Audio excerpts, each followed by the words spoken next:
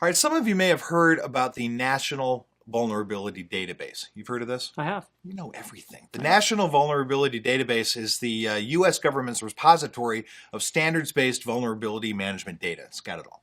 This data enables automation of vulnerability management, security measurement, and, more importantly, at the end of the road, compliance.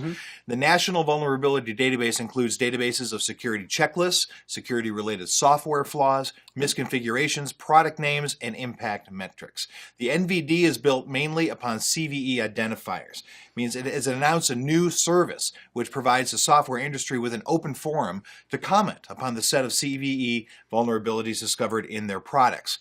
Software vendors have the deepest knowledge about their own products and thus are uniquely positioned to comment on their vulnerabilities. So access the National Vulnerability Database. You can go to nvd.nist.gov.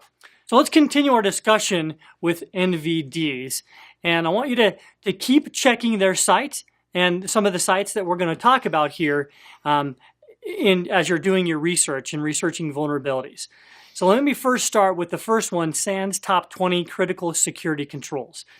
SANS Top 20 Critical Security Controls focuses first on prioritizing security functions, which are successful in producing security controls against the latest advanced targeted threats. They have a strong emphasis on what works. Now, they could be products, processes, architectures, and services in use that have demonstrated real-world effectiveness. Standardization and automation is another top priority to gain operational efficiencies in addition to improving effectiveness. You can learn more about SANS Top 20 Critical Controls at www.sans.org 2P or Top 20. All right. The next one is the Secunia Advisories Archives page, which can allow you to get a quick summary of all the Secunia advisories and vulnerabilities released. Secunia advisories cover all types of programs and operating systems vulnerabilities. Secunia frequently updates advisories which reflect new data whenever available. On a daily basis, Secunia releases between 15 to 20 new advisories and updates more than 20 Secunia advisories. You can take time to explore Secunia advisories at secunia.com/community/advisories/historic. Common vulnerabilities and exposures is a reference of common names or CVE identifiers. CVE contains publicly known information on security vulnerabilities. Now, it's possible to share data across separate network security databases and tools and provide a baseline for evaluating the coverage of an organization's security tools using CVE's common identifiers. Now, you can quickly and accurately access fixed information in one or more separate CVE-compatible databases to remediate the problem. If a report from your security tools incorporates CVE identifiers.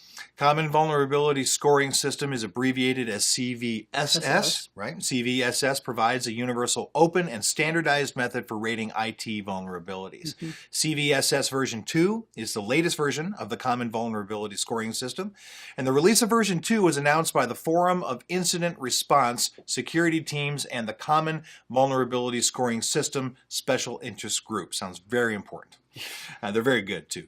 To revise and improve CVSS version 1 by testing and retesting hundreds of real-world vulnerabilities, more than a dozen members of the CVSS SIG collaborated extensively through 2006 and 2007.